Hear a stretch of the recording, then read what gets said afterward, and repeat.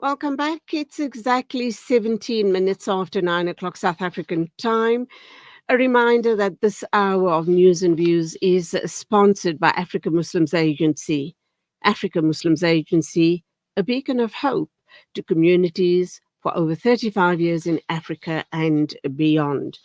We're now going to cross over to Cox's Bazar in Bangladesh, where our next guest is standing by to talk with us. And he, of course, is Sahat the Hero. He's an activist and he's here to tell us about the very, very dire situation that is being faced by the Rohingyas in Myanmar. Assalamu alaikum to you. Welcome to the program.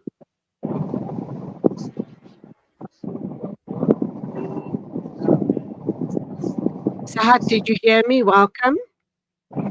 Yes, thank you so much, Julie. Thanks for inviting me for this event on Salam Media, and we welcome this initiative, and uh, and we're grateful for sharing our voice to the global audience, especially the audience of Salam Media, as uh,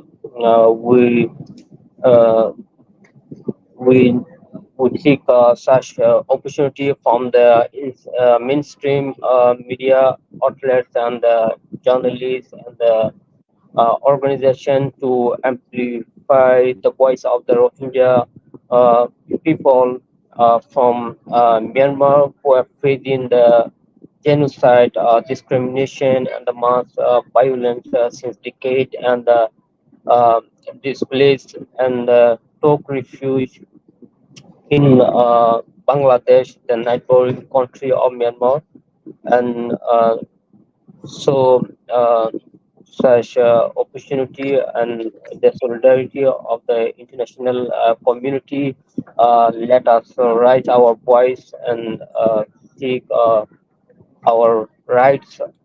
Uh, so we feel that our voice is heard. Okay, you are a journalist and a photographer, including a human rights activist. You are a refugee in Bangladesh. You live and obviously in Cox's Bazar.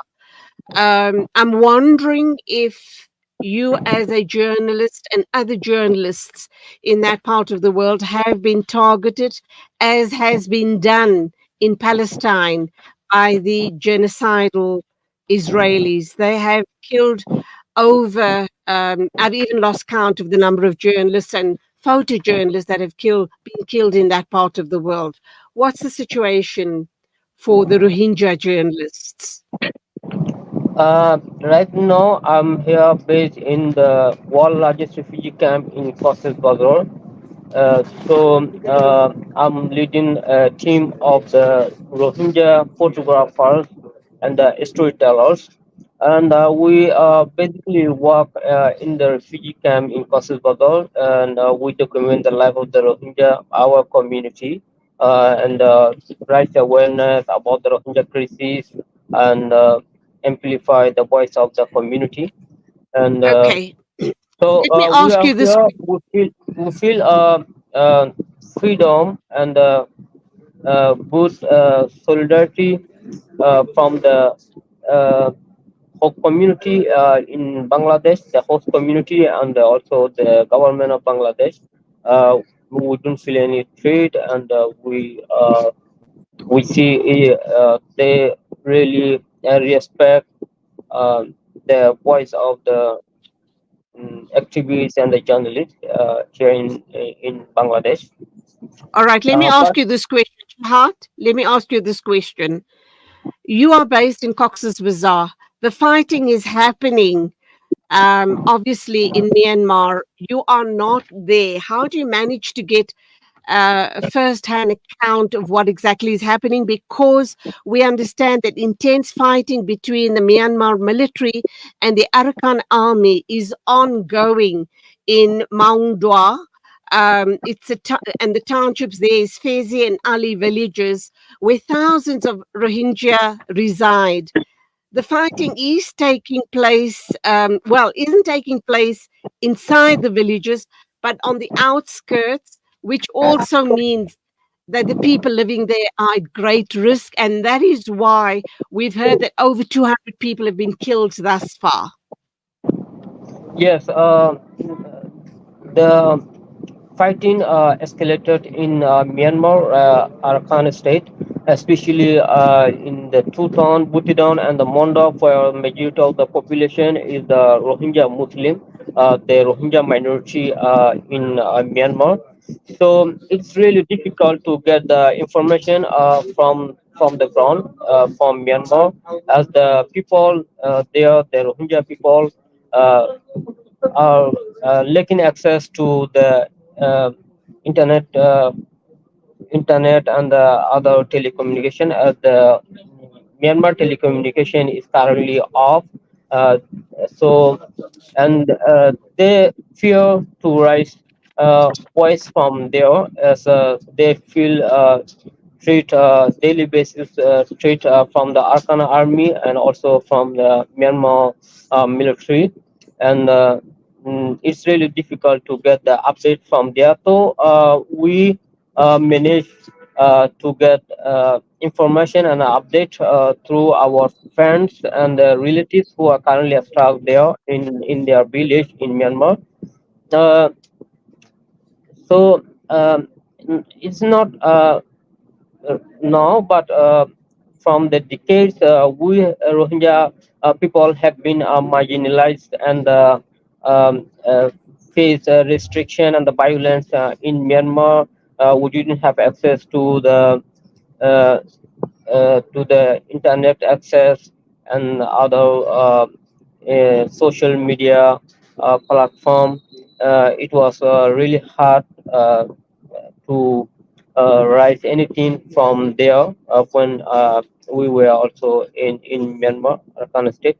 Uh, so now what we do is take information through our friends and relatives, and we raise this information.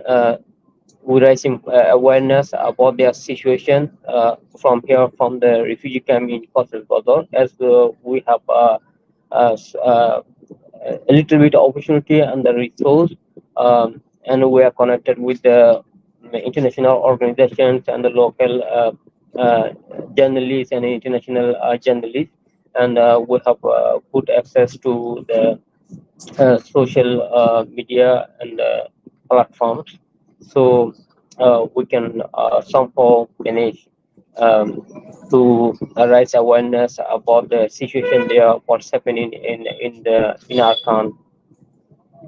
Okay, let's understand what is this fighting all about between the Myanmar military and the Arakan army. There seems to be a dispute between those um, two armies, but the casualties are the Rohingya people. Is it that both of those parties, the Myanmar military and the Arakan army, are doing this deliberately to ethnic cleanse Myanmar of Rohingya people? Do you think that's the intent? Yes, I hope you heard about the Rohingya genocide and the mass massacre and the violence which was held in 2017, that committed by the Myanmar army, and that forced a million of Rohingya people to flee from the country and take refuge in the neighboring country, Bangladesh, where we know the world largest refugee camp in Cox's Bazar. At that time, the Myanmar military massacred more than uh, mm, 25,000 Rohingya, including women and the children. They burnt more than 300 villages of the Rohingya people in Arakan state, and they threw the children alive to the river, to the fire. Uh, they shot that arbitrary to anyone they found during their operation in the Rohingya village. And so now we are a million of Rohingya refugees living here in the refugee camp in Cox's Bazar, which is one of the world largest refugee camp. Uh, and the Rohingya refugee crisis is one of the world biggest refugee crisis and a long time refugee crisis that not resolved yet. And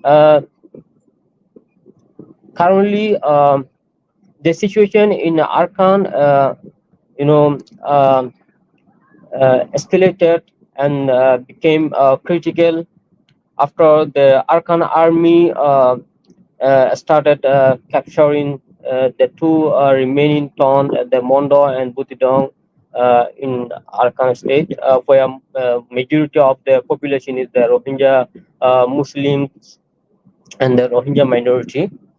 First, and they started capturing the two town from the past 4 months, from May, April, and June, July, and they committing the mass killing and targeting the Rohingya village and targeting the hosts of Rohingya and burning the villages, and many thousands of the Rohingya people have been now displaced internally there in the Arakan state, and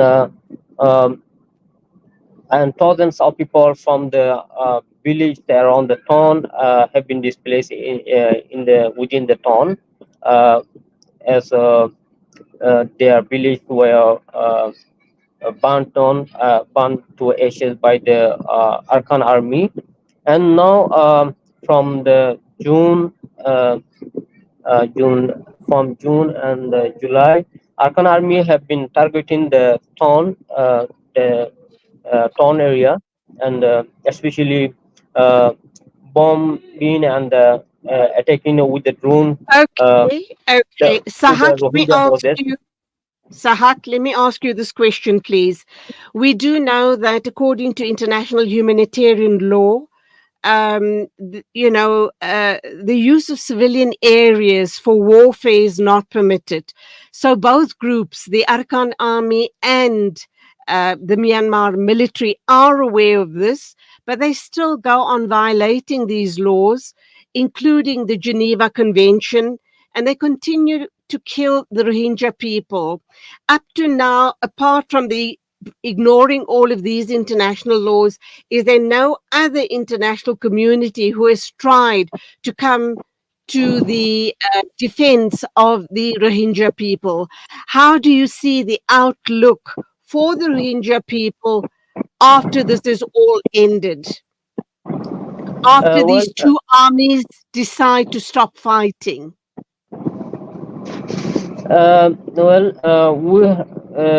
we see the international community very quiet. Also, now when the situation in the Arkan state escalated, and the Rohingya genocide case was already discussed in the ICJ and in ICC, where um, the we uh, uh, we sought justice and protection from the international community since after 2017. It uh, doesn't have any solution yet. Yet we're waiting for the solution and the justice. Uh, and now, uh, again, the Arkan army also committing the massacre, which is also the second wave of the genocide, Okay. killing Okay. more than 200 in one single drone attack, and forcing people to flee the international border, to flee to Bangladesh, and All most right. of the people were killed and died in the boat capsized in the Naf River. And Okay. we Sahat, been we're going. we're going to have to leave it there. Thank you indeed for being with us on the show. We do hope and pray that the madness does end in your part of the world and that the Rohingya people can live in peace and harmony. That was Sahad Zia Hero. He's a refugee, a Rohingya refugee residing in Cox's Bazar in Bangladesh. Next up, we're going to be talking with Rehana Harvey, member of the Social Intifada Group, to talk about the amazing weekend that starts tomorrow at the Emmarentia Primary School right here in Emmarentia, Johannesburg.